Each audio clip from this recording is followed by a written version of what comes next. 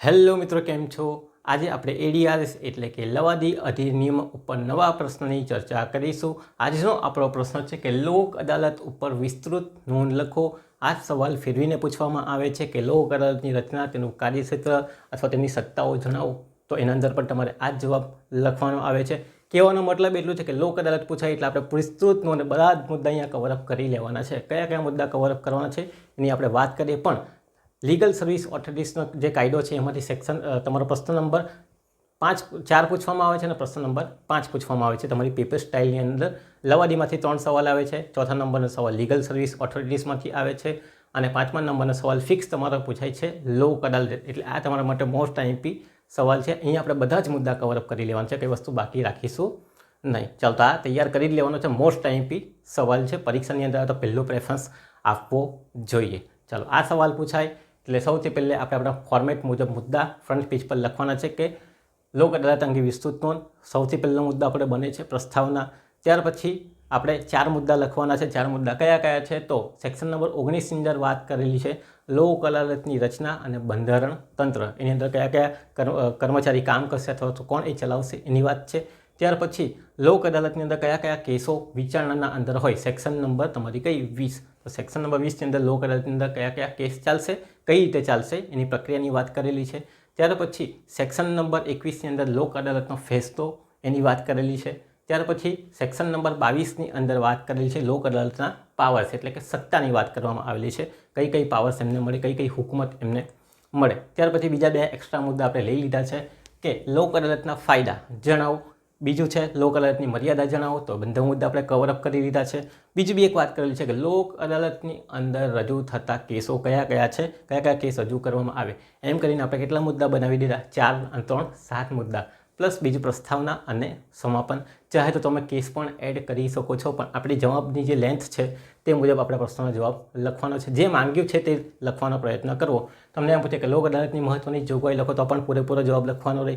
તમને એમ પૂછે કે લોક અદાલતની રચના, એની સત્તા અને હુકુમત જણાવો, તો એની રચના લખવાની, એની સત્તા અને હુકુમત લખવાનું, એના ફાયદા મર્યાદા લખવાની જરૂરત રહેતી નથી. પણ તમને એમ પૂછે લોક અદાલતનો અર્થ આપી તેના ફાયદા મર્યાદા જણાવો, તો લોક અદાલતની રચનાની વાત કરવાની છે અને સીધા ફાયદા મર્યાદા અને હુકુમત લખીને આવવાની હોય. તો આટલું તમને ખ્યાલ હોવો જોઈએ કે જવાબ જે માંગેલો છે તે જ તમારે આપવાનો છે. પણ અહીંયા આપણે બધા જ મુદ્દા એક જ પ્રશ્નની અંદર કવરઅપ કરી લઈએ એટલે આપણે બીજો પ્રશ્ન ફરી પાછો તૈયાર ન કરવો પડે. કદાચ જવાબ લાંબો પણ જઈ શકે, આ વિડીયો આખો લાંબો થઈ શકે. તો વિસ્તૃત આપણે જોઈએ. સૌથી પહેલાં આપણે શરૂઆત કરીશું પ્રસ્તાવના. આપણે શું જોઈએ છે? લોક અદાલતની ઉપર વિસ્તૃત નોંધ.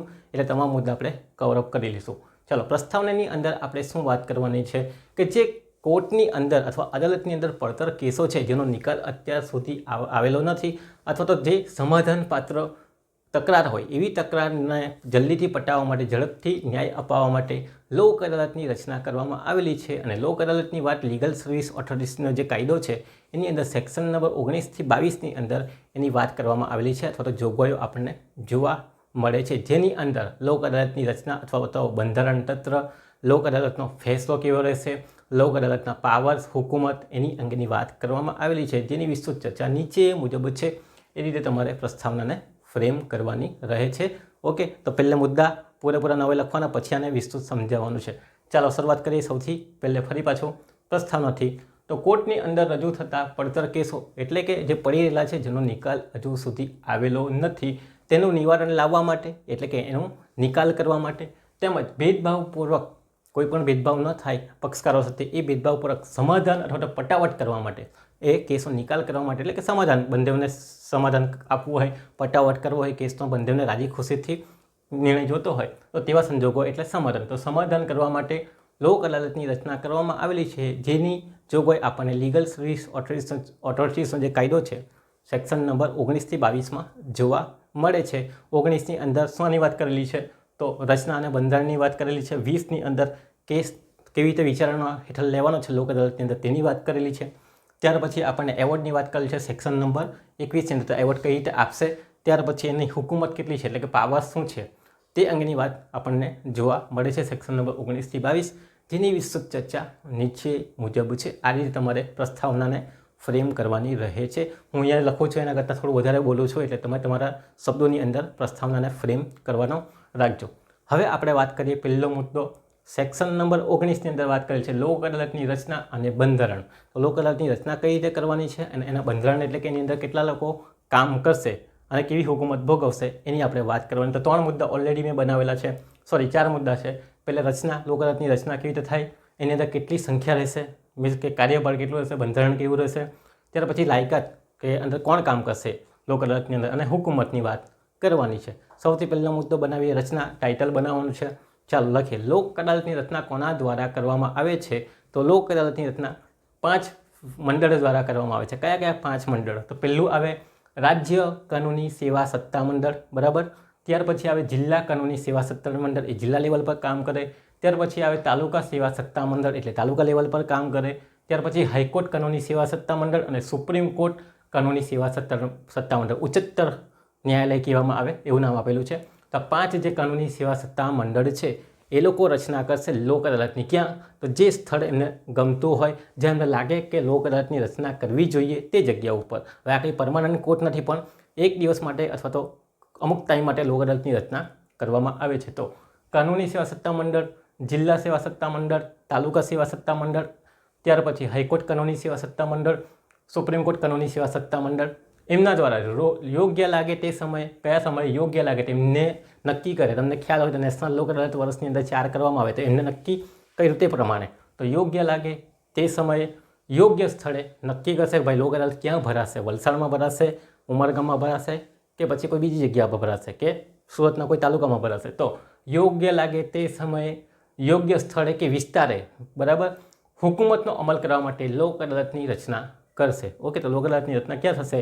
યોગ્ય સ્થળે યોગ્ય સમયે એ લોકો નક્કી કરશે. કોણ નક્કી કરે? તો આ 5 મંડળ છે તેના દ્વારા નક્કી કરવામાં આવે. હવે આપણને લાગે તાલુકા લેવલે કે ભાઈ લોક અદાલતની રચના કરવાની જરૂર છે, લોક અદાલત રચવી જોઈએ, તો તાલુકા લેવલથી પણ શું થશે? લોક અદાલતની રચના થશે. પણ રાજ્યને બી ચાહે કે ભાઈ રાજ્ય પણ કહે કે આપણે રચવી જોઈએ, તો રાજ્ય પણ લોક અદાલતની રચના કરીને કેસનો નિકાલ કરાવડાવી શકે છે. તો આ 5 જે સેવા સત્તા મંડળ છે એમને લાગે ત્યારે, એવું ફિક્સ નથી કે 5ની મંજૂરીની જરૂર છે. જિલ્લા લેવલવાળા પણ કરી શકે. દાખલા તરીકે વલસાડ છે, સુરત છે, નવસારીવાળા કે ભાઈ લોક અદાલત આપણે રાખીને કેસની પટાવટ નિકાલ કરીએ, કારણ કે ઘણા બધા કેસ છે નિકાલ લાવીએ. રાજ્યવાળા કદાચ ના પણ કરે એમ, પણ નેશનલ લોક અદાલત તો આખા ભારતમાં લાગુ પડે છે. ચાલો, તો રાજ્ય સેવા સત્તા મંડળ, જિલ્લા સેવા સત્તા મંડળ જિલ્લા લેવલે, તાલુકા સેવા સત્તા મંડળ તાલુકા લેવલે, હાઈકોર્ટ કાનૂની સેવા સત્તા મંડળ આખા રાજ્યની અંદર, સુપ્રીમ કોર્ટ સેવા સત્તા મંડળ આખા ભારતની અંદર. યોગ્ય લાગે તે સમયે યોગ્ય સ્થળે અથવા તો વિસ્તારની અંદર હુકુમતનો અમલ કરવા માટે શું છે? આ લોક અદાલતની હુકુમતનો અમલ કરવા માટે લોક અદાલતની રચના કરી શકે છે. ઓકે, તો આટલી વાત તમારે અહીંયા લખવાની છે. 5 નામ લખી દેજો. રાજ્ય, પછી જિલ્લા, પછી તાલુકા, હાઈકોર્ટ અને સુપ્રીમ કોર્ટ કાનૂની સેવા સત્તા મંડળ ખાલી બાજુમાં તમારે લગાવવાની જરૂરિયાત છે. યોગ્ય લાગે તે સમયે યોગ્ય વિસ્તારની અંદર હુકુમતનો અમલ કરવા માટે, મીન્સ કે લોક અદાલતની હુકુમતનો અમલ કરવા માટે લોક અદાલતની રચના કરશે. તો આટલી વાત તમારે લખવાની રહે છે. તો યાદ રાખજો, રચના કોણ કરે છે? આ લોકો દ્વારા કરવામાં આવે છે, એમને લાગે ત્યારે. ચાલો, સંખ્યાની વાત કરીએ. કેટલી સંખ્યા હોય અંદર લોક અદાલતની અંદર? ચાલો, તો કાર્યકારી ન્યાયાધીશ હોય અથવા તો નિવૃત્ત ન્યાયાધીશ હોય. કાર્યકારી ન્યાયાધીશ એટલે કે જે કામ કરતો હોય, તાલુકા લેવલ પર તાલુકાનો ન્યાયાધીશ કામ કરતો હોય, જિલ્લા પર જિલ્લાનો ન્યાયાધીશ કામ કરતો હોય, રાજ્યની અંદર હાઈકોર્ટની અંદર હાઈકોર્ટનો ન્યાયાધીશ કામ કરતો હોય, તો કાર્યકારી ન્યાયાધીશ હોય, બરાબર, જે કામ કરતો હોય તેવો ન્યાયાધીશ. ઓકે, તેની વાત છે. અથવા તો નિવૃત્ત ન્યાયાધીશ અથવા નિવૃત્ત ન્યાયાધીશ હોય, એમની પણ નિમણૂક થઈ શકે છે સંખ્યા તરીકે. તો આ કાર્યકારી ન્યાયાધીશ જે ઓલરેડી કામ કરતા હોય, એની અંદરમાં બધા કેસ ચાલતા હોય. રાજ્યવાળો તો રાજ્ય લેવલ પર, જિલ્લા લેવલ હોય તો તમારા સેશન જો કોર્ટનો હોય, પીડી જે કહેવામાં આવે, તાલુકા લેવલ હોય તો તાલુકાના હાથમાં જે પાવર હોય, જે જજ હોય તે હોય, બરાબર. અથવા તો પછી કોઈ નિવૃત્ત ન્યાયાધીશની નિમણૂક કરવામાં આવે તેના દ્વારા. પછી બીજી પણ વાત કરી છે કે બીજી વધુ સંખ્યા કરવી હોય તો ઉપરની સેવા સત્તા મંડળ નક્કી કરે તે મુજબ. બીજી સંખ્યા એટલે કે આ લોકો નક્કી કરશે કે ભાઈ આ કાર્યકારી ન્યાયાધીશ તો કામ કરશે જ, સાથે બીજા જજની પણ આપણને જરૂર છે, અથવા તો કોઈ લો ઓફિસરની આપણને જરૂર છે, કાયદાકીય અધિકારીની આપણને જરૂર છે. તો એ લોકો નક્કી કરે તો એ લોકો પણ શું કરી શકે? બીજી વધારાની સંખ્યા પણ રાખી શકે છે. આ તો ફિક્સ છે જ, પણ લાગે કે બીજી સંખ્યા પણ જોઈએ છે, બીજા જજ પણ જોઈએ છે, તો પછી આ લોકો નક્કી કરે તે મુજબ, ઉપરના મંડળો નક્કી કરે તે મુજબ. હવે તાલુકા લેવલ પર ઓલરેડી છે તાલુકાનો ન્યાયાધીશ, પણ હજુ એક જોઈએ છે આપણને વધારાનો, તો આ લોકો નક્કી કરશે તાલુકા સેવા સત્તા મંડળ કે આ ભાઈ જે છે અથવા આ લો ઓફિસર છે એ આ લોક અદાલતની અંદર શું કરશે? બધા કેસનો નિકાલ કરશે. તો એ લોકો ચાહે તો સંખ્યા ઉમેરી શકે છે, એમના હાથમાં રહેલું છે. ઓકે, ચાલો તાલુકા લેવલથી હોય તો તાલુકાવાળો ઉમેરે, જિલ્લા લેવલ પર જિલ્લાવાળો ઉમેરી શકે છે. ઓલરેડી પણ કાર્યકારી ન્યાયાધીશ, નિવૃત્ત ન્યાયાધીશ તો છે જ, અને વધુમાં જો નિમણૂક કરવી હોય, વધુ સંખ્યાની નિમણૂક કરવી હોય તો ઉપરવાળા શું કરી શકે? નિમી શકે છે. એની વાત આપણે અહીંયા લખવાની છે. સંખ્યા કેટલી હોઈ શકે? તો કાર્યકારી ન્યાયાધીશ તો છે જ, અથવા નિવૃત્ત ન્યાયાધીશની નિમણૂક કરી શકે, અથવા જો વધારેની સંખ્યા નિમણૂક કરવી હોય તો આ ઉપરવાળા શું કરી શકે? મંડળ નિમી શકે છે. દાખલા તરીકે જિલ્લા લેવલની વાત કરીએ તો પીડી જે છે, બરાબર, પ્રિન્સિપલ ડિસ્ટ્રિક્ટ જજ, એ શું કરી શકે? એક વધારાનો લો ઓફિસર પણ નિમી શકે. પોતે તો કામ કરે જ છે, પણ બીજા પણ કામ કરશે, કારણ કે કેસની સંખ્યા વધારે હોય. કેટલા કેસ જોવાનો દિવસમાં? તો બીજા લો ઓફિસરની પણ નિમણૂક કરી દે કે ભાઈ આ વ્યક્તિની નિમણૂક કરી છે, XYZ વ્યક્તિની, એ પણ શું કરશે? લોક અદાલતની અંદર તકરારનો નિર્ણય લાવશે અથવા તો નિકાલ કરશે. તો આ વાત થઈ ગઈ સંખ્યાની. આટલી સંખ્યાની વાત કરેલી છે કાયદાની અંદર.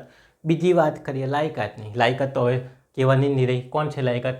કાર્યકારી ન્યાયાધીશ જજ હોવો જોઈએ. શોર્ટકટમાં કહીએ તો તાલુકા લેવલ પર તાલુકા લેવલવાળો જજ હોય, જિલ્લાની અંદર જિલ્લા લેવલવાળો જજ હોય, બરાબર.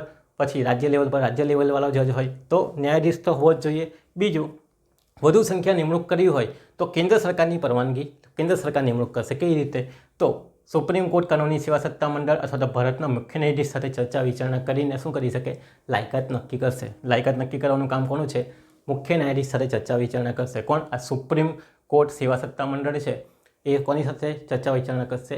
તો મુખ્ય ન્યાયાધીશ, સુપ્રીમ કોર્ટના મુખ્ય ન્યાયાધીશ સાથે ચર્ચા વિચારણા કરશે, અને કેન્દ્ર સરકાર દ્વારા એની નિમણૂક કરવામાં આવશે કે ભાઈ આ વ્યક્તિ છે, એને તમે શું કરી શકો છો? તો લોક અદાલતમાં શું કરી શકો છો? તો જજ બનાવી શકો છો. તો એમના દ્વારા લાયકાત નક્કી કરવામાં આવેલી છે. એક તો ન્યાયાધીશ તો હોવો જ જોઈએ. તો ઓલરેડી આ ન્યાયાધીશ તો અહીંયા છે જ. દરેક તાલુકાની અંદર બી ન્યાયાધીશ હોય, જિલ્લાની અંદર બી ન્યાયાધીશ હોય, રાજ્ય લેવલ પર પણ ન્યાયાધીશ હોય, હાઈકોર્ટમાં પણ ન્યાયાધીશ હોય, સુપ્રીમ કોર્ટમાં પણ ન્યાયાધીશ હોય. એ તો છે જ. પણ વધારાની સંખ્યા તમારે રાખવી હોય તો વધારાની સંખ્યા માટે શું કરવાની છે? લાયકાત નક્કી કરવાની છે. લાયકાત કેવી રીતે નક્કી થશે આ બીજી વ્યક્તિ માટે? તો સુપ્રીમ કોર્ટ સેવા સત્તા મંડળ ભારતના મુખ્ય ન્યાયાધીશ સાથે, એટલે કે સુપ્રીમ કોર્ટના મુખ્ય ન્યાયાધીશ સાથે શું કરશે? ચર્ચા વિચારણા કરશે, અને કેન્દ્ર સરકાર દ્વારા કેન્દ્ર સરકારનું નામ મોકલાવીને કેન્દ્ર સરકાર પછી એની નિમણૂક કરશે લોક અદાલતની ચલાવવા માટે, કે તમારે કેસ સાંભળવાના છે અને એનો નિકાલ લાવવાનો છે. તો ન્યાયાધીશ મોસ્ટ ઓફલી બધી જગ્યાએ શું હોય? ન્યાયાધીશ જ હોય. તાલુકા લેવલ પર હોય તો તાલુકાની અંદર જે ન્યાયાધીશ મહત્વનો હોય, મેઇન હોય, બરાબર, ફર્સ્ટ ક્લાસ અથવા તો ચીફ જ્યુડિશિયલ સુધીનો હોય, તો એ ન્યાયાધીશ શું કરે? લોક અદાલતના કેસ ચલાવતા હોય. ઓલરેડી તમે ભણીને આવ્યા છો અને લોક અદાલત અટેન્ડ કરીને આવ્યા હશે, એટલે તમને ખ્યાલ જ હશે, બરાબર. એ લોકો સાઇન કરતા હોય, કેસ સંભાળતા હોય બેસીને. તો આ વાત છે સંખ્યા અને લાયકાતની. તો સંખ્યા એક તો ફિક્સ છે જ ઉપરની, ન્યાયાધીશ, પણ જો બીજી નિમણૂક કરવી હોય તો અહીંયા પરવાનગી લેવાની છે. કેન્દ્ર સરકાર નિમણૂક આપશે. કોની સાથે પરવાનગી લેશે? ભારતના મુખ્ય ન્યાયાધીશ સાથે ચર્ચા વિચારણા કરશે. કોણ? તો સુપ્રીમ કોર્ટના સેવા સત્તા મંડળના અધિકારી કે જે હોય તે ભારતના મુખ્ય ન્યાયાધીશ સાથે ચર્ચા વિચારણા કરીને પછી લાયકાત નક્કી કરે કે ભાઈ ફર્સ્ટ ક્લાસ જ્યુડિશિયલ મેજિસ્ટ્રેટવાળો જે બી હોય એને તમે બનાવી દેજો તમારા એની અંદર, બરાબર. તો પછી બનાવશે. રાજ્ય લેવલથી, તાલુકા લેવલથી એના ઓર્ડર પ્રમાણે કરવામાં આવે. તો આ થઈ ગઈ છે સંખ્યા અને લાયકાત. તો પહેલાં આપણે રચના જોઈ. સંખ્યા કેટલી હશે? તો એક જ હોય. એમ નોર્મલી જોવા જાય તો જે ન્યાયાધીશ હોય તે જ. બીજા લાયકાતમાં પણ જે ન્યાયાધીશ હોય તે જ હોય, પણ વધારાના માટે પછી શું કરવાની છે? ચર્ચા વિચારણા કરવાની છે, અથવા તો એ લોકો નક્કી કરશે જો વધુ સંખ્યા મૂકવી હોય તો, અને લાયકાત પણ એ લોકો નક્કી કરશે ચર્ચા વિચારણા કરીને. હુકુમતની વાત કરીએ. ચાલો, હુકુમત એટલે ક્યાં કામ કરે તેવું. તો અગાઉના બાકી કોઈ કેસ, અગાઉના બાકી એટલે કે પડતર કેસ કહેવામાં આવે, જે ઓલરેડી કોર્ટની અંદર ચાલે છે પણ ફોજદારી કેસ નહીં આવે, બરાબર, એ મગજની અંદર હોવો જોઈએ. પડતર કેસ જે સિવિલ મેટરના હોય અથવા તો જેનું સમાધાન થઈ શકતું હોય તેવા કેસ. બીજું, અદાલતના હુકુમત હોય જે અદાલતને સમક્ષ લાવવામાં આવી ન હોય, એવા કેસ જે અદાલત સમક્ષ લાવવામાં આવેલા નહીં હોય પણ આવવાના હોય તેવા કેસનું પણ સમાધાન કરી શકાય. તેવા કેસ પણ ચલાવવામાં આવે છે. એક તો પડતર કેસ પ્લસ બીજા જો કોઈ કેસ આવવાના હોય તે કેસની પણ વાત, અથવા ફાઇલ કરેલા હોય પણ જો કાર્યવાહી ચાલુ ન હોય પણ આપણને લાગે કે સમાધાનને પાત્ર છે તો આપણે લોક અદાલતની અંદર મોકલાવી શકીએ છીએ. તકરારનો નિર્ણય કરવાની, સમાધાન કરાવવાની, પટાવટ કરાવવાની, આ કામ કોનું છે? આ હુકુમત લોક અદાલતની છે.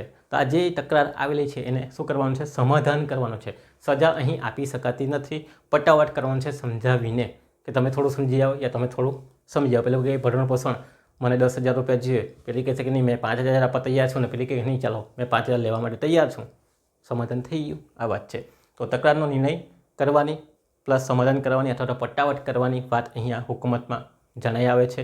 બીજું, બિન સમાધાનપત્ર ગુનાની હુકુમત રહેશે નહીં, બરાબર. બિન સમાધાનપત્ર ગુના હોય એ અહીં ચલાવવામાં આવશે નહીં, એનો નિર્ણય અહીં થશે નહીં, સમાધાન થશે નહીં. તો સમાધાનપાત્ર હોય તેવા જ ગુના અહીં લાવવામાં આવે છે. તો આ વાત તમારે ખાસ ક્લિયર રાખવાની છે. ચાલો તો પહેલે આપણે રચના જોઈ કોણ કરશે તો આ 5 મંડળ છે તે કરશે જે તે જગ્યા પર જે તે વિસ્તારમાં સંખ્યા તો ન્યાયાધીશ હોય અને જો બીજાની નિમણૂક કરી હોય તો જે તે સત્તા મંડળવાળા છે તે નિમણૂક આપી શકે છે. લાયકાત તો ન્યાયાધીશની લાયકાત હોવી જોઈએ બરાબર. બીજું કે વધુ સંખ્યા જો નિમણૂક આપવાની હોય તો સુપ્રીમ કોર્ટ સેવા સત્તા મંડળ તમારા સુપ્રીમ કોર્ટના ન્યાયાધીશ સાથે ચર્ચા વિચારણા કરીને કેન્દ્ર સરકાર પછી નિમણૂક આપે છે. પણ ઓલરેડી બનાવી દીધેલો કે ભાઈ તાલુકા લેવલ પર જે જજ હોય તે જ કરી શકશે અથવા તો બીજો કોઈ જજ હોય તે પણ કરી શકે છે. એ રીતે એ લોકો શું કરે કામ કરી લેતા હોય. હુકુમતની આપણે વાત કરી દીધી કે જે પડતર કેસ છે તે અથવા તો કેસ લિસ્ટ થયો હોય અને કાર્યવાહી ચાલુ થવાની બાકી હોય એવા કેસ ડાયરેક્ટ મોકલવામાં આવે અને તકરારનો નિર્ણય કરવાની પટ્ટાવટ સમજાવટ કરવાની એમને હુકુમત છે. બિન સમાધાનપાત્ર ગુનાહી ચલાવવામાં આવશે નહીં તો એ પણ અહીંયા વાત આવે છે. તો આટલી વાત સેક્શન નંબર 19ની અંદર તમારે વિસ્તારથી લખવાની રહે છે. હવે આપણે વાત કરીએ સેક્શન નંબર 20 જેની અંદર વાત કરવામાં આવેલ છે કે લોક અદાલત દ્વારા કેસને વિચારણામાં લેવું. લોક અદાલતની અંદર કયા કેસ ચલાવવામાં આવશે અને કેવી રીતે ચલાવવામાં આવશે. ડાયરેક્ટ શું લોક અદાલતમાં કેસ નાખી શકાય? નહીં, ડાયરેક્ટ નહીં નાખી શકાય બરાબર. તેની એક પ્રોસેસ છે, પ્રોસેસને તમારે ફોલો કરવાનું છે. તો કયા કેસ વિચારણામાં લેવું એ અંગેની આખી શું આપેલી છે રીત આપણને આપેલી છે. ચાલો પહેલી આપણે વાત કરીએ કે લોક અદાલત છે તે કાયદાના સિદ્ધાંત છે, સમન્યાયના સિદ્ધાંત છે અથવા તો કુદરતી કાનૂન જે છે એના સિદ્ધાંતને ધ્યાનમાં લઈને સમાધાન પટ્ટાવટ કરવાનું કામ કરે છે બરાબર. તો આ 3 સિદ્ધાંતો છે. કયા કયા છે? કાયદાના સિદ્ધાંત બરાબર. કાયદાના સિદ્ધાંત સુનાવણી થવી જોઈએ એ કાયદાનો સિદ્ધાંત છે. સમન્યાયનો સિદ્ધાંત બંધાવ માટે સમન્યાય હોવો જોઈએ. ઇક્વિટી આપણે કહીએ ને બંધાવ માટે ઇક્વિટી હોવી જોઈએ, સમન્યાય હોવો જોઈએ. કુદરતી ન્યાયના સિદ્ધાંતો આપણને આપવામાં આવે છે કે પુરાવા બરાબર લેવાના, સાંભળવાના, સાંભળવાનો અધિકાર આપવાનો બંધાવને તે બાબતો છે. તો કુદરતી ન્યાયના સિદ્ધાંતો અનુસરીને કેસનો નિકાલ, સમાધાન કે પટ્ટાવટ કરીને નિર્ણય કરવાનો છે બરાબર. પહેલી વાત તો આ છે લોક અદાલતની અંદર કેવી રીતે કેસ સાંભળશે. તો ભાઈ આ નિયમો જે છે તેને ધ્યાનમાં લઈને એ લોકો શું કરશે તો કેસને પટ્ટાવટ કરશે અથવા તો સમાધાન કરવાનું કામ કરશે. આજે જજ નિમણૂક કરવામાં આવશે તે. ચાલો બીજી વાત કરીએ. હવે આખી પ્રોસેસ છે અરજી સાંભળવી. ચાલો હવે જ્યારે સમાધાનપાત્ર કોઈ કેસ હોય તો આપણે કોર્ટની અંદર અરજી કરવી પડે. કોર્ટની અંદર કે ભાઈ આ સમાધાનપાત્ર છે અને અમે બંને સમજીને પટ્ટાવટ કરી લઈશું એવો કોઈ કેસ હોય તો એ આપણે જે કોર્ટની અંદર કેસ ચાલતો હોય ત્યાં આપણે અરજી કરવી પડે બરાબર. અરજી કોર્ટવાળા સાંભળે પછી એમને લાગે કે નહીં આ સમાધાનપાત્ર ગુનો છે અને આનું સમાધાન થશે, આ લોકો બંને વ્યક્તિ સંમત થાય છે. જેમ કે મેં તમને ભરણ પોષણના કેસની વાત કરી કે એના અંદર તમને લાગે કે સમાધાન શક્ય છે કે ભાઈ આ બેન 10,000 માંગે છે અને આ ભાઈ 5,000 રૂપિયા આપવા તૈયાર છે અને બંનેને લાગે કે નહીં સમાધાન થઈ શકે છે કે ભાઈ મેં 6,000 રૂપિયા આપી દેવા, પેલી કે નહીં મેં બી એક્સેપ્ટ કરી લેવા 6, ચાલો તો સમાધાન શક્ય છે. તો એ કહે છે કે ભાઈ સમાધાન શક્ય હોય એવા કેસ કોર્ટની અંદર કહેશે, અરજી કરશે. પછી કોર્ટને લાગે કે નહીં બધું બરાબર છે, સમાધાન થાય તો પછી લોક અદાલતની અંદર કેસ મોકલાવે. પછી લોક અદાલત શું કરે? સેકન્ડ 1ની અંદર આ કેસ આવશે, એને સ્ટડી કરશે, બંનેને બોલાવશે, સાંભળશે અને સમાધાન કરાવવાની કોશિશ કરશે. જો સમાધાન થઈ જાય તો વેલ એન્ડ ગુડ છે, પણ સમાધાન ન થાય તો ફરી પાછું શું થાય? એ કેસ મોકલી આપવામાં આવશે. ક્યાં મોકલી આપવામાં? જે તે કોર્ટની અંદર. દાખલા તરીકે કોઈ ઉમરગામની કોર્ટ છે ત્યાંથી આ કેસ ઉમરગામની લોક અદાલતમાં આવેલો હોય તો લોક અદાલતમાંથી ફરી પાછા કાગળિયા કે રેકોર્ડ ક્યાં મોકલી દેવાનો? જે તે કોર્ટની અંદર મોકલી દેવાનો કે ભાઈ આનો નિર્ણય આવેલો નથી, કોઈ પણ પ્રકારનો નિર્ણય આપતા નથી અને જેમ છે તેમ બધું મોકલી દેવામાં આવે. પણ નિર્ણય આવે તો પછી સાઇન કરાવીને શું કરવામાં આવે? ઓર્ડર લઈ લેવામાં આવે, ડિગ્રી આપી દેવામાં આવે છે. તો આખા આ પ્રોસિજર છે જે આપણે અહીંયા લખવાની. તો પહેલી શું આવશે? અરજી સાંભળે છે. તો પક્ષકારો સંમત થાય તો મેઇન વસ્તુ છે સંમત બી થવો જોઈએ કારણ કે બંનેની વાતચીત તો થતી જ હોય બરાબર. તો પક્ષકારો સંમત થાય તો કોઈ એક પક્ષ સમાધાન માટે અરજી કરશે. ક્યાં અરજી કરશે? જે તે કોર્ટની અંદર જ્યાં કેસ ચાલુ છે બરાબર ત્યાં અરજી કરશે. તો પક્ષકારો સંમત થાય તો કોઈ એક પક્ષકાર સમાધાન માટે અરજી કરશે. ત્યારે અરજી સાંભળશે. કોણ સાંભળે? કોર્ટ સાંભળે કે ભાઈ આ સમાધાનપત્ર શું છે, તકરાર છે, એનું નિવારણ લાવી શકાય છે અને કોર્ટને બી લાગે કે નહીં ભાઈ લાવી શકાય તેવી બાબત છે તો પછી એ લોક અદાલતની અંદર ટ્રાન્સફર કરે. ચાલો લોક અદાલતની અંદર કેસ જાય. લોક અદાલતની કેસ જાય તો શું થાય? સમાધાન કરાવવાનો પ્રયત્ન કરે. કોણ કરશે? તો લોક અદાલત સમાધાન કરાવવાનો પ્રયત્ન કરશે. એમને સમાધાન થાય? નહીં થાય. ચાલો તો કેવી રીતે થાય? તો લાગે કે સમાધાનની તકો છે તો ચર્ચા વિચારણા કરશે. તો કેસ કોર્ટ લોક અદાલતને સોંપે. લોક અદાલતને સોંપે પછી લોક અદાલત સમાધાન કરાવશે, ચર્ચા વિચારણા કરશે, સુનાવણી કરશે, એકબીજાને જે માંગો છે તેને ડાઉન કરવાનો પ્રયત્ન કરે. પેલી કે નહીં 10,000 જ ભરવાનું પસંદ છે, પેલા આ કે ભાઈ તું થોડુંક વધારે 6 કે 7 સુધી વધારે બરાબર. એ રીતે શું કરશે? પટ્ટાવટ કરવાનું કામ કરે. પછી પેલાને મનાવે અને પણ મનાવવાની વાત આવે તો આવી રીતે સમાધાન કરાવશે, પટ્ટાવટ કરવાની કામ કરશે. તો લોક અદાલત સમાધાન કરાવવાનું કામ કરશે, પ્રયત્ન કરશે સમાધાન કરાવવાનું અને સુનાવણી કરશે, બંનેને પૂછશે શું છે વાંધો વચકો. આમ સિદ્ધાંતોના આધારે પછી નિર્ણય લેશે. કયા સિદ્ધાંતના આધારે? તો આ કાયદાના સિદ્ધાંતો છે, સમન્વયના સિદ્ધાંતો છે, કુદરતી ન્યાયના જે સિદ્ધાંતો છે એના આધારે. મીન્સ કે બંને પક્ષને બોલાવશે, એક તરફે સાંભળશે, બીજા પક્ષને સાંભળશે અને પછી બંનેને સમાધાન કરવા માટે કહેશે કે ભાઈ તમે થોડું સમજી જાઓ, તમે પણ થોડું સમજી જાઓ. જો બંને સમજી જાય તો પછી શું થાય? નિર્ણય આપવામાં આવે છે. પણ આ સિદ્ધાંતનો ઉપયોગ કરવામાં આવે છે. એવું નહીં કે એક તરફ જ સાંભળવામાં આવે ને બીજી તરફે સાંભળવામાં નહીં આવે. ડાયરેક્ટ લખી દે કે ભાઈ 10,000 ભરણપોષણ આપવાનું જ છે. ના, એટલે કે 10,000 ચાલ મેં 9 આપી દેવા, ફાઇનલ સમાધાન થઈ ગયું તો થઈ જાય, તો પછી દીકરી આપવામાં આવે. ચાલો બીજું, સમાધાન થઈ જાય તો દીકરી એટલે કે નિર્ણય આવી જાય, બંનેને સાઇન ઓર્ડર કરીને સાઇન આપી દેવામાં આવે છે. અને આ કેવો છે? હુકમનામું તમારું ફાઇનલ હોય, બરાબર, એના પર તમે અપીલ કરી શકતા નથી. પણ જો સમાધાન નહીં થાય તો શું થાય? તો ત્રીજા મુદ્દાની અંદર એની વાત કરવાની છે. સમાધાન ન થાય તો રેકોર્ડની સોંપણી કોને કરી દેવાની? જે તે કોર્ટને, જ્યાંથી આ કેસ આવેલો તેને આપી દેવાની ફરી પાછી. ચાલો, તો સમાધાન કે પટાવટ ન થાય તો લોક અદાલત કોઈ પણ નિર્ણય આપ્યા વગર રેકોર્ડ ફરીથી જે તે કોર્ટને મોકલી આપશે. જે તે કોર્ટને ફરી પાછું પરત કરી દેવાનું છે. તો ભરણપોષણનો જ કેસ છે, જ્યાંથી આવેલો હોય તે કોર્ટને ફરી પાછું શું કંઈ આપી દે. પણ જો ફાઇનલ ડિસિઝન આવી ગયેલું હોય તો નિર્ણય આપીને સાઇન કરી દેતા હોય અને ડિગ્રી આપી દેતા હોય. પણ ન થયું હોય તો સમાધાન કે પટાવટ ના થાય તો પછી કોઈ પણ પ્રકારનો નિર્ણય આપ્યા વગર જે તે રેકોર્ડ જે કે કાગળિયા આ લોક અદાલતની અંદર આવેલા હોય તે ફરીથી શું કરી દેવામાં આવે? જે તે કોર્ટને પરત કરી દેવામાં આવે છે. આમ કોર્ટ પોતાની રીતે કોર્ટનો નિકાલ લાવવાનો પ્રયત્ન કરે, એટલે કે સમાધાન કરવાનો પોતે પ્રયત્ન કરતા હોય. ઓકે, ચાલો, તો આટલી વાત છે. આ શું છે? તો આ વાત આપણે સેક્શન નંબર 20ની અંદર શું જોયું? તો લોક અદાલત દ્વારા કેસના વિચારણામાં લેવાનું કે ન્યાયના સિદ્ધાંતનો ઉપયોગ કરવામાં આવે. ચાલો, સૌથી પહેલાં અરજ કરવાની છે કોર્ટને, બરાબર. કોર્ટને અરજ કરવામાં આવશે અને કોર્ટને લાગે કે સમાધાનપત્ર ગુનો છે, સમાધાનપત્ર તકરાર છે, તો એને ફરી પાછી ક્યાં મોકલવાની? લોક અદાલતમાં મોકલાવી. લોક અદાલતની અંદર લોક અદાલત પોતાની કાર્યવાહી મુજબ સમાધાન કરાવવાનો પ્રયત્ન કરશે, સુનાવણી કરશે, પુરાવા લેશે, સમજાવટનો ઉપયોગ કરશે, પટાવવાનો ઉપયોગ કરશે, બરાબર. ચાલો, એ થઈ ગયું. બંનેના માન્ય હોય તો પછી દીકરી આપી દે. પણ સમાધાન ન થાય, પટાવટ ન થાય, યા તો બંને પક્ષકાર હાજર ન થાય તેવા સંજોગોની અંદર શું થાય? તો કેસના જે કાગળિયા છે, રેકોર્ડ છે, ફરી પાછું જે તે કોર્ટની અંદર મોકલી દેવામાં આવે. તો સમાધાન ના થાય તો રેકોર્ડની સોંપણી જે તે કોર્ટને કરી દેવાની રહે છે. ચાલો, તો આટલી વાત આવી જાય. પણ સમાધાન થઈ જાય તો શું થાય? રેકોર્ડ આપવાનો, તો શું થઈ જાય? એવોર્ડ આપવાની વાત આવે, એટલે કે નિર્ણય આપવાની વાત આવે. ચાલો, તો સેક્શન નંબર 21ની અંદર એની વાત કરવામાં આવેલી છે કે લોક અદાલતનો ફેસલો એવોર્ડ અથવા તો નિર્ણય તરીકે ઓળખવામાં આવે. તો એની અંદર આપણે શું લખવાનું છે? ચાલો, તો લોક અદાલતના નિર્ણયને દીવાની કોર્ટની ડિક્રી એટલે કે હુકમનામું માનવામાં આવશે. ડિક્રીની આપણે લેટિન ટર્મ પણ જોઈને ગયા હતા આગળ, બરાબર, લીગલની અંદર. તો ડિક્રી માનવામાં આવશે, હુકમનામું કહેવામાં આવે છે, ફાઇનલ હોય. ચાલો, સમાધાન પટાવટ થાય તો કોર્ટની ફી રિફંડ આપશે. જો આ ફરી પાછો કોર્ટમાંથી અહીંયા લોક અદાલતમાં આવેલો હોય ને પટાવટ થઈ જાય તો એમને કોર્ટની જે ફીસ છે તે રિફંડ આપી દેવામાં આવે છે. આ એક બેનિફિટ મળે છે, પૈસા બચી જાય. બાકી કોર્ટની અંદર તમારે ફીસ આપવી પડે, ટિકિટ લગાવવી પડે, બધું કરવું પડે. તો લોક અદાલતના નિર્ણયને દીવાની કોર્ટની જેમ ડિક્રી એટલે કે હુકમનામું માનવામાં આવશે. અને જો સમાધાનને પટાવટ થઈ ગયેલું હોય તો પછી કોર્ટનું રિફંડ, કોર્ટની જે ફી છે તે ફરી પાછી જે તે પક્ષકારને રિફંડ આપી દેવામાં આવે છે. તો આ વાત તમારે ધ્યાનમાં રાખવાની છે. બીજી વાત છે કે એવોર્ડ તમામ પક્ષકાર માટે આખરી અને બંધનકારક રહેશે. એટલે એનું પાલન કરાવવું પડશે, પાલન કરવું પડશે. નહીં કરે તો પછી અદાલતનો તિરસ્કાર ગણીને એના પર જે કંઈ સજા કરવાની તે પણ કરી શકે છે કોર્ટ.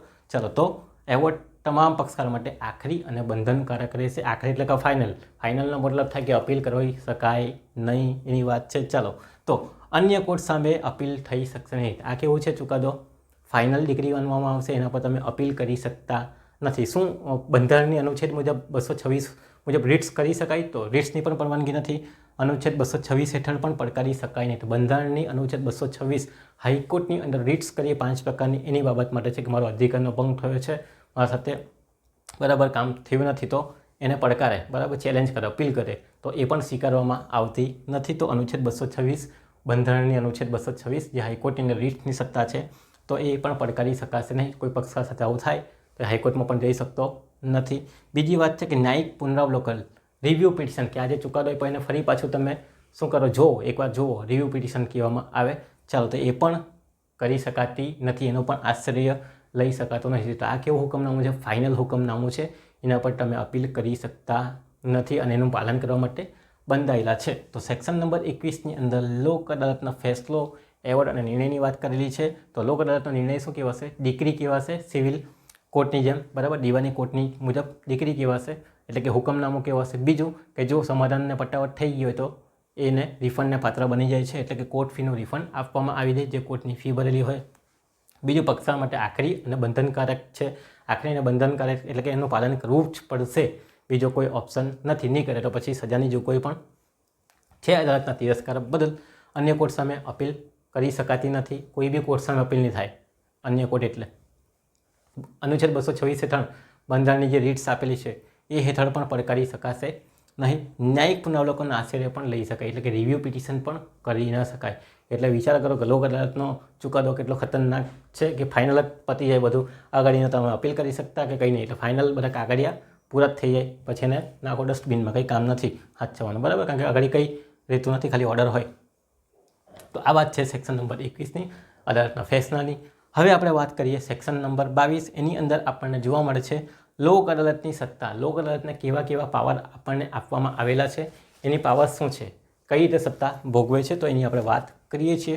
ચાલો તો 3 બાબતની વાત કરશું. સૌથી પહેલે CPC મુજબ કયા પાવર છે, પછી IPC એટલે સોરી BNS આપણે હવે આવી ગયો, IPC ભૂલી જાઓ. BNS 2023 અંતર્ગત કેવી સત્તા છે, CRPCની જગ્યાએ BNSS અંતર્ગત કેવી સત્તા છે તેની આપણે વાત કરીએ. તો પહેલી વાત કરીએ CPC 1908 હેઠળ સત્તા, એટલે કે કેવી રીતે કામ ચલાવશે કોર્ટ. પહેલી વાત સાક્ષીને બોલાવવા. તો આ વાત કરી છે CPC અંતર્ગત સાક્ષીને બોલાવવાની વાત છે કે સાક્ષીને બોલાવી શકે, હાજરી માટે ફરજ પાડી શકે કે ભાઈ તમારા જે સાક્ષી છે તેને બોલાવજો, હાજરી આપવી પડશે. પક્ષકારોની હાજરી માટે ફરજ પાડશે કે આવવું પડશે. જુબાની લેવાની વાત છે, સોગંદ તપાસવાની વાત છે, સુનાવણી કરવાની વાત છે, એ CPC અંતર્ગત કરવાની છે. CPCની અંદર CPC એટલે કે સિવિલ પ્રોસિજર કોડ, એના અંતર્ગત જે કાર્યવાહી આપેલી છે તે રીતે જે કોર્ટની અંદર એવી રીતે કાર્યવાહી ચાલે તેવી જ કાર્યવાહી લોક અદાલતમાં ચાલશે. દસ્તાવેજ લેવાની, તપાસ કરવાની, કોર્ટ પાસે દસ્તાવેજની માંગણી કરવાની, એટલે કોર્ટની પાસે જે પેલા રેકોર્ડ હશે તે માંગી શકશે આ લોક અદાલત અને તપાસી શકે અને નિર્ણય આપી શકે છે. તો આ તમે અહીંયા દાબીને લખ્યું છે, તમારે નામ આપવાનું. CPC અંતર્ગત સત્તા તો નંબર 1 સાક્ષી બોલાવવાની પણ સત્તા રહેલી છે. સાક્ષી બોલાવશે CPC મુજબ. નંબર 2 પછી હાજરી માટેની ફરજ જે પક્ષકારો છે અથવા તો જે સાક્ષીઓ છે એમને હાજરી માટે ફરજ પાડી શકે છે. નંબર 3 જુબાની લેશે, પક્ષકારોની અને સાક્ષીની જુબાની લઈ શકે છે CPC મુજબ. નંબર 4 સોગંદ તપાસવાની, જે સોગંદ આપેલી હોય, એફિડેવિટ આપેલી હોય તે તપાસવાની અને એના પુરાવા લેવાની પણ સત્તા છે.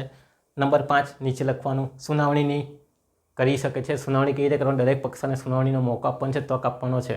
એક પક્ષકાર નહીં આવેલો અને બીજો પક્ષકાર આવેલો હોય તો પછી સુનાવણી નહીં થાય, કારણ કે આપણો કાયદાના સિદ્ધાંતનો ભંગ થાય બીજો પક્ષકાર ગેરહાજર હોય તો.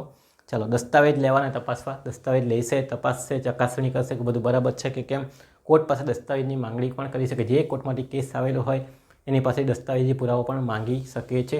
તો આ CPC અંતર્ગતની સત્તા છે. લાઇન ટુ લાઇન એક પછી લખવાની છે, બરાબર. તો આવી રીતે શું કરવાનું, એક પછી લખજો. મારે અહીંયા દબાઈને લખેલું છે, જગ્યા નથી એના કારણે, પણ તમારે શું કરવાનું છે, પ્રેઝન્ટેશન વ્યવસ્થિત કરવાનું છે એક પછી એક. ચાલો આ CPC અંતર્ગતની સત્તા છે. BNS અંતર્ગત સત્તા શું? તો BNS 2023નો જે કાયદો છે એના અંતર્ગતની સત્તા. તો એના અંદર 3 સેક્શન છે. એક છે સેક્શન નંબર 229, બીજી છે સેક્શન નંબર 254, બીજી છે સેક્શન નંબર 261. હવે IPCની સેક્શનો અલગ હતી. આપણે BNS મુજબ આવી ગયા તો BNSની જ વાત કરીશું. 229 મુજબ ખોટા પુરાવા બદલ શિક્ષા કરે. જો કોઈ ખોટો પુરાવો રજૂ કરેલો હોય તેના બદલ શિક્ષા પણ કરી શકે છે લોક અદાલત, બરાબર. એની પણ વાત છે, એ પણ શું છે, પાવર એમને આપવામાં આવેલા છે. બીજું ન્યાયિક કાર્યવાહીમાં ભ્રષ્ટાચાર કરતો હોય કોઈ અધિકારી તો એમને પણ સજા કરી શકે છે. સેક્શન નંબર 254 એની અંદર વાત કરવામાં આવેલી છે. સેક્શન નંબર 261ની અંદર વાત કરવામાં આવેલી છે કે અદાલતનો તિરસ્કાર કરે તો કાર્યવાહી.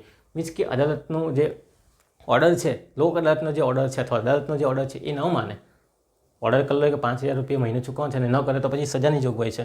અદાલતના તિરસ્કાર બદલ કાર્યવાહી કરે અથવા તો અદાલતમાં ખોટો પુરાવો આપેલો હોય, ખોટી જુબાની આપે, બરાબર, તો એ પણ અદાલતનો તિરસ્કારની વાત આવે તો ત્યારે કાર્યવાહી કરી શકે, એટલે કે સજા આપી શકે છે એની વાત છે. તો BNS અંતર્ગત પણ સત્તાઓ છે. કઈ સત્તા? નંબર 1 સેક્શન નંબર 229 અંતર્ગત ખોટા પુરાવા બદલ શિક્ષા. ખોટો પુરાવો રજૂ કરે લોક અદાલતની અંદર તો પછી શું થાય, શિક્ષા થાય. દાખલા તરીકે ભરણ પોષણની માંગણીમાં પુરાવો રજૂ કરે કે ભાઈ મહિને લાખ રૂપિયા કમાઈને ખરેખર મહિને લાખ રૂપિયા નહીં જ કમાતો હોય તો પછી સાંભેવાળાના ભરણ પોષણ મળે નહીં મળે, પણ ખોટો પુરાવો રજૂ કરવા બદલની શિક્ષા છે.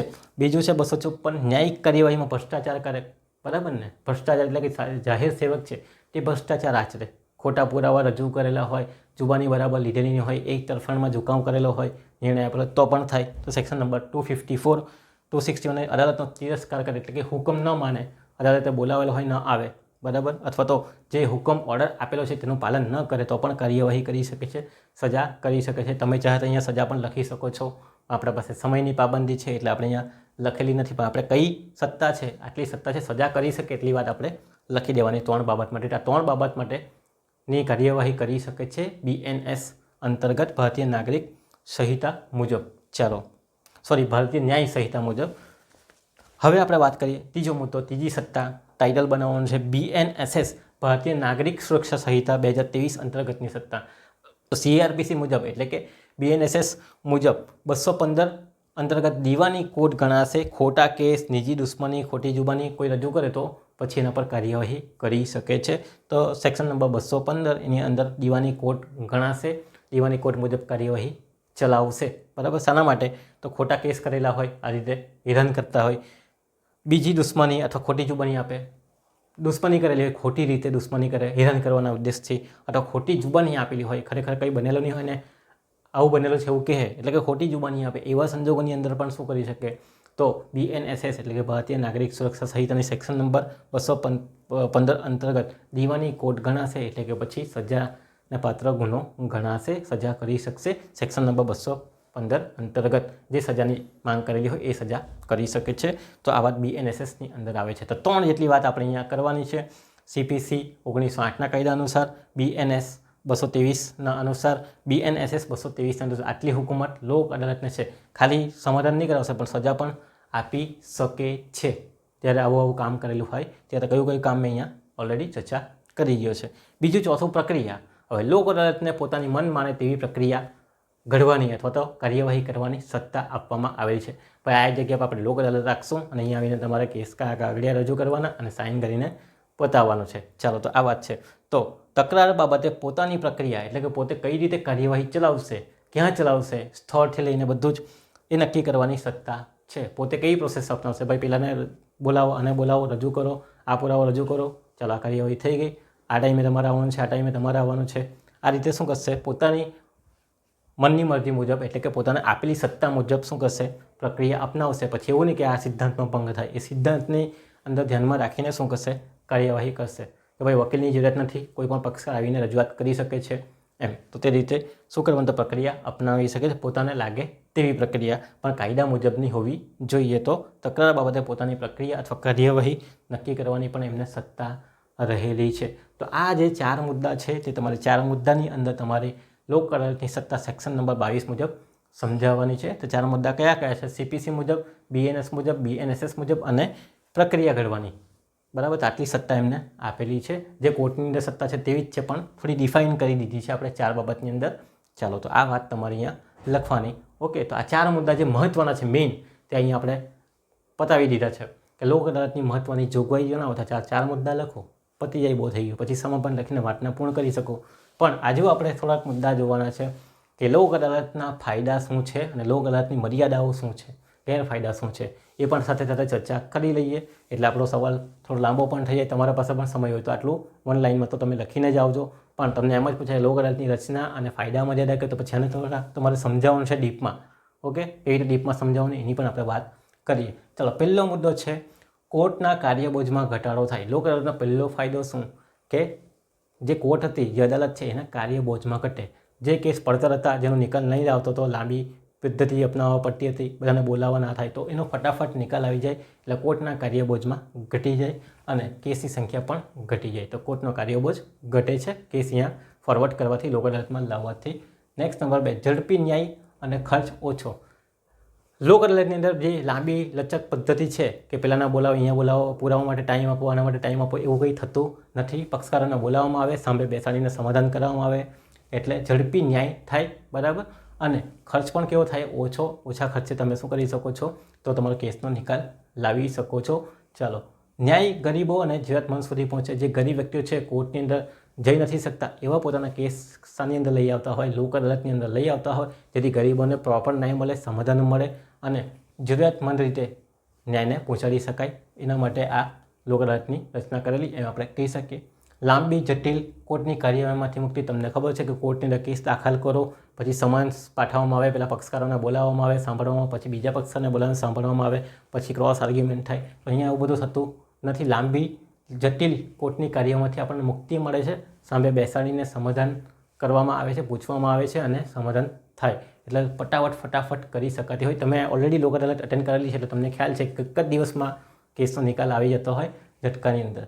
ફેસલો આખરી અને આગળ કાર્યવાહી થતી નથી. ફેસલો કેવો છે? આખરી છે. આખરી એટલે કે ફાઇનલ છે. આગળ તમે પેલું કે સેશન કોર્ટમાંથી પાછો હાઈકોર્ટમાં જાઓ, હાઈકોર્ટમાંથી સુપ્રીમ કોર્ટમાં જાઓ, એવી કોઈ લાંબી લચક પ્રક્રિયા નથી. એટલે અહીંયા સીધો ફેસલો આવી જતો હોય, બરાબર. એટલે આપણે અપીલની કે એવી કોઈ જોગવાઈમાં પડવાની જરૂરિયાત રહેતી નથી. ફેસલો ફટાફટ થઈ જાય અને આગળ કાર્યવાહી ઓટોમેટિક અટકી જાય, બરાબર. નહીં તો આપણે કેવું અપીલ જ કર્યા કરતા હોઈએ. કોર્ટ ફી લાગતી નથી, પરત મળી જાય. જે પણ કોર્ટની અંદર ફીસ ભરવામાં આવે છે, જેવા કેસ તે પ્રમાણેની ફીસ હોય, પણ અહીંયા લોક અદાલતની અંદર આપણને ફીસ પરત મળી જતી હોય, એટલે કોઈ ફીસ લાગતી નથી અને આપણું સમાધાન કેસનું ઝડપથી આવી જાય છે. સમાધાન થાય, સજા થતી નથી. મોટાભાગે સજા થતી નથી, પણ મેં તમને કીધું કે આવો કોઈ મુદ્દો હોય BNS અને BNSS અંતર્ગત તો સજા થાય, બાકી સમાધાન કરવામાં આવે, કોઈ પણ સજા કરવામાં આવતી નથી. દંડ કે એવું ભરાવીને છોડી દેવામાં આવતા હોય તો સમાધાન જ કરવામાં આવે છે. મોટેભાગે સજા થતી નથી. એટલે ગુનામાં કોઈ થયેલું હોય, દાખલા તરીકે ડ્રિંક એન્ડ ડ્રાઈવની અંદર ગુનો બને તો સજા શું થાય, પણ લોક અદાલતની સજા થતી નથી. દંડ ભરાવીને છોડી દેવામાં આવતા હોય તો સજા થતી નથી, એનો ડર રહેતો નથી, ફક્ત સમાધાન થતું હોય. પક્ષકારોને ન્યાય મળે, પક્ષકારો સંમતિથી જ અહીંયા લોક અદાલતની અંદર આવતા હોય, કારણ કે લાંબો લચક પદ્ધતિમાંથી કંટાળી ગયા હોય અને નિવેડ જ ન આવતો હોય, એના કારણે એ લોકો શું કરતા હોય, સમાધાન કરી દેતા હોય, સંમતિ આપતા હોય કે ભાઈ અમારા કેસનો ઝડપી નિકાલ લાવો. તો સમાધાન સમજાવવામાં આવે પછી અધિકારીઓ દ્વારા કે ભાઈ આ રીતે સમાધાન શક્ય છે, તમને લાગે કે લેવા જેવું છે લઈ લો, ન લેવો હોય તો ના, તો પછી ફરી પાછું કેસ લડ્યા કરો. તો પક્ષકારોને ન્યાય મળે ઝડપી, એના માટે સંમતિથી લોકો જોડાતા હોય. વળતર દંડની રકમ તાત્કાલિક મળે છે. જે બી વળતર કે દંડની રકમ છે તાત્કાલિક ચૂકવી દેવામાં આવે અથવા તો ભરવામાં આવે છે, એટલે ફટાફટ એનો નિકાલ આવી જાય છે. લાંબી લચક પદ્ધતિમાં આપણે પડતા નથી કે ક્યારે જમા કરાવશું કોર્ટની અંદર, કોર્ટમાંથી ક્યારે ઓર્ડર મળશે, એ બધો સમય રહેતો નથી. તો અહીંયા આપણને ફટાફટ વળતર અને દંડની રકમ પણ મળી જાય, અથવા તો દંડ આપણે ભરવાનો હોય તો આપણે ફટાફટ ભરી શકીએ છીએ અને કેસના નિકાલમાંથી છુટકારો અપનાવી શકીએ છીએ. વિકલ્પો પૂરા પાડે છે. નીતિ નિયમો અનુસરવાના બદલે, નીતિ નિયમ એટલે શું? કોર્ટની કાર્યવાહી તમને ખ્યાલ છે કે કેસ દાખલ કરો, પછી ક્યારે ડેટ આવશે, ક્યારે બીજા પક્ષને બોલાવશે, બીજા પક્ષને બોલાવશે, ક્યારે એવિડન્સ આપવાના, ક્યારે ક્રોસ થશે, બધું લાંબી નીતિ નિયમો છે, બરાબર. તો આ કેવો વિકલ્પો આપણે ફટાફટ શું કરશે, તમારા કેસનો નિકાલનો વિકલ્પ પૂરો પાડે છે. તો એ પણ આપણને ફાયદો દેખાય છે લોક અદાલતનો. બીજું, વકીલનો ખર્ચ થતો નથી. લોક અદાલતની અંદર તમે જાતે પણ આર્ગ્યુમેન્ટ કરી શકો છો, રજૂઆત કરી શકો છો, સમાધાન કરી શકો છો સામે બેસીને. તો વકીલનો ખર્ચ થતો નથી, એ પણ એક આપણને બેનિફિટ જોવા મળે છે. ચાલો, તો આટલા ફાયદા જે છે તે તમારે વિસ્તૃત સમજાવવાના. અહીંયા એટલા બધા ડીપમાં નથી સમજાવતો, કારણ કે તમે લોક અદાલત ભણીને આવ્યા છો, જોઈને આવ્યા છો, એટલે તમને ખ્યાલ છે. વન ટાઈમ તમે વાંચશો તો પણ એનો ફાયદા તમે લખી શકો છો એવા છે. બહુ ગોખવાની કંઈ જરૂરત રહેતી નથી. તમારી રીતે બનાવીને પણ વધારે લખી શકો છો, એટલે વધારે ચર્ચા ન કરતો નથી. નેક્સ્ટ આપણે વાત કરીએ મર્યાદાની. ચાલો, મર્યાદા એટલે કે ગેરફાયદા કયો છે? સૌથી મોટો ગેરફાયદો આપણને શું જોવા મળે? અપીલ જ નહીં થાય, બરાબર. અપીલ અટકી જાય એના કારણે. ચાલો, તો અપીલના લાભ મળતા નથી. આપણે અપીલ કરવું હોય તો આપણે અપીલ કરી શકતા નથી કોઈ પણ કોર્ટની અંદર કે હાઈકોર્ટની અંદર કે સુપ્રીમ કોર્ટની અંદર ફાઇનલ હુકમનામું હોય, એના કારણે આપણે અપીલ કરી શકતા નથી. તો આ એક ગેરફાયદો આપણને જોવા મળે છે. નેક્સ્ટ વાત કરીએ, ન્યાયિક નિર્ણયોને બદલે ઉતાવળિયા નિર્ણય થઈ શકે. ઘણી વખત આપણે ફટાફટ નિર્ણય લેવાનો હોય, સમાધાન કરવાનો હોય, એટલે આપણે બરાબર ડિસિઝન લઈ શકતા નથી અને ઉતાવળિયા નિર્ણય લઈ લેતા હોય, જેનો ખામિયાજો આપણે ભોગવવું પડે ભવિષ્યની અંદર. તો ન્યાયિક નિર્ણયને બદલે ઉતાવળિયા નિર્ણય પણ થઈ શકે. આ પણ આપણને ગેરફાયદો જોવા મળે, કારણ કે સમાધાન આપણે પોતે કરીએ છીએ, જજ આપણને સલાહ સૂચન આપે છે કે ભાઈ શું કરવું છે, એ મુજબ આપણે પટાવટ કરતા હોઈએ. પટાવટ માટે અયોગ્ય દબાણ થાય. ઘણી વખત પટાવટ માટે અયોગ્ય દબાણ પણ થાય, બરાબર ને. તમને ખ્યાલ જ છે કે સમાધાન કરવા માટે દબાણ પર કરવામાં આવે. હું ભાઈ 10,000 માંગ્યા કરે ભરણપોષણ, પટાવની 8,000માં ઘરવાળા તરફથી દબાણ આપે કે યાર કંઈ છે નહીં, કરાવો પટાવ એમ. તો અયોગ્ય દબાણ પણ આપવામાં આવે ઘરવાળા તરફથી, આ બાદથી પણ આપવામાં આવે કે ભાઈ પટાવો જલ્દી, એ રીતે. તો પટાવટ માટે અયોગ્ય દબાણ થાય. મોટી સંખ્યામાં કેસો પ્રવૃત્તિ પચાલક્ષી બને તેવો ભાઈ. મોટી સંખ્યામાં કેસો આવે તો કેટલા કેસ સાંભળવાના, કેટલા કેસો નિકાલ કરવાના, સાંભળવાનો ટાઈમ બી તો મળવો જોઈએ. આખો દિવસની અંદર કેટલા કેસ તમે હેન્ડલ કરી શકો છો? છતાં પેપરમાં આવે છે કે કેટલા કેસ લોક અદાલતની અંદર હેન્ડલ થયા. તો મોટી સંખ્યામાં કેસો આવે જેના કારણે પ્રવૃત્તિ કેવી બની જાય છે, પ્રચારલક્ષી બની જતી જોવા મળે છે. પણ મહત્ત્વની બાબત છે કે બધાના પક્ષકારોને બોલાવવાના, સાંભળવાના અને સમાધાન કરવામાં સમય જાય, બરાબર ને. ચાલો, તો એ પણ છે. તો મોટી સંખ્યામાં કેસો જોવા મળે છે અને પ્રવૃત્તિ કેવી બની જાય છે, પ્રચારલક્ષી બની જતી જોવા મળે. તો આ પણ એક ગેરફાયદો જોવા મળે છે. નેક્સ્ટ, અદાલતની પદ્ધતિ જેવા લાભો મળતા નથી. અદાલતની અંદર જેમ અપીલના લાભો મળે, રિવ્યૂ પિટિશનના લાભો મળે, બરાબર ને, એવિડન્સ આપણે માંગી શકીએ, બધું કરી શકીએ, એવા લાભો અહીંયા આપણને મળતા નથી. કારણ કે તાત્કાલિક નિકાલ થતો હોય એટલે અદાલતી પદ્ધતિ જેવા લાભ આપણને મળતા નથી. ટાઈમ જોઈએ એમ કે ને, મુદ્દત અરજી કરીએ આપણે, અહીંયા મુદ્દત અરજી નહીં ચાલે લોક અદાલતમાં, બરાબર. તો એવા લાભ આપણે અહીંયા લખી શકીએ કે ભાઈ એક મુદ્દત દો, તારીખ દો, પણ જજ નહીં આપે તારીખ, બરાબર. અહીંયા તો ફાઇનલ ડિસિઝન કરવાનું હોય. તો આપણા મર્યાદાઓ આપણને જોવા મળે છે. તમે તમારા શબ્દ અનુસાર પણ મર્યાદાઓને લંબાવી શકો છો. ચાલો, હજુ એક મુદ્દો જે છે તે આપણે જોઈએ કે લોક અદાલતની અંદર રજૂ થતા કેસ, કયા કેસ અહીંયા રજૂ થાય. અમને ખબર જ છે પણ છતાં પણ આપણે જોઈ જઈએ છીએ કે કયા કેસ થાય.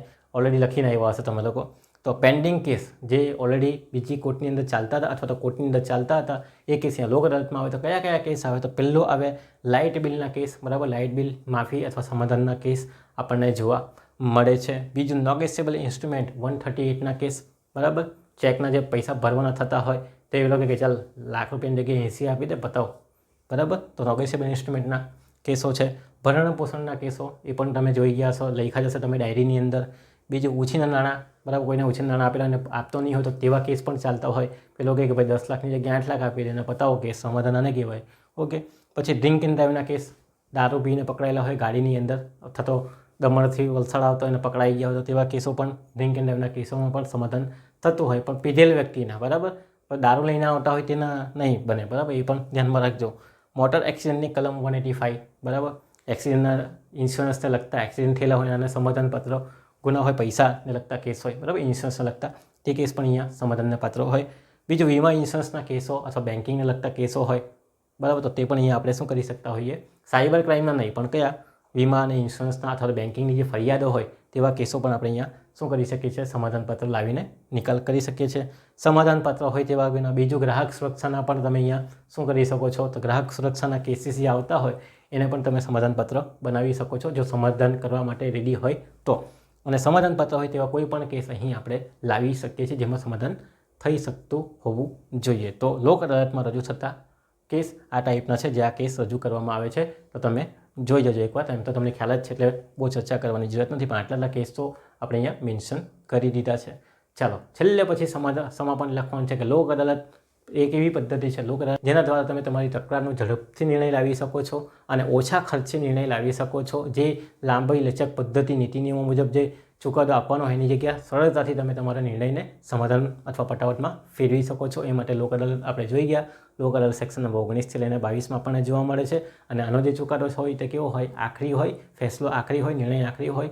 એના પર પછી અપીલ થતી નથી. પણ સરળ રીતે ઓછા ખર્ચે ઝડપથી કાર્યવાહી કરવા માટે આ એક સારી પદ્ધતિ આપણને જોવા મળે લોક અદાલતની, જે કાનૂની સેવા સત્તા મંડળ દ્વારા રચના કરવામાં આવેલી જોવા મળે. તો આ સવાલ પૂછાય તો આ રીતે તમારે પ્રસ્તાવના, ત્યાર પછી લોક અદાલતની રચના, લોક અદાલતમાં કયા કેસો ચલાવવામાં આવે છે એટલે કે એની કાર્યવાહી, ત્યાર પછી એનો હુકમ અને એની પાવર્સની વાત કરવાની, લોક અદાલતના ફાયદા, મર્યાદા અને રજૂ થતા કેસ લખીને પછી છેલ્લે સમાપન લખીને વાતને પૂર્ણ કરવાની રહી. તો તમને પૂછાય કે લોક અદાલતની વિસ્તૃત નોંધ લખો તો આખા મુદ્દા તમારે કવરઅપ કરી દેવાના રહે છે. ઓકે. અને જો તમને એમ પૂછે કે ભાઈ લોક અદાલતની રચના જણાવો તો રચના જણાવો, એના હુકુમત અને સત્તા જણાવો તો હુકુમત અને સત્તા લખજો, તો પણ વાંધો આવતો નથી. પણ આપણે બધા જ મુદ્દા અહીંયા કવરઅપ કરી દીધા, કંઈ બાકી રહેતું નથી. એટલે એક જ વિડીયોની અંદર બધું લોક અદાલતનો કોન્સેપ્ટ તમને ખ્યાલ આવી જાય. ઓકે. બીજા સવાલ સાથે આપણે ફરી પાછા મળીશું. ત્યાં સુધી તમારો આભાર.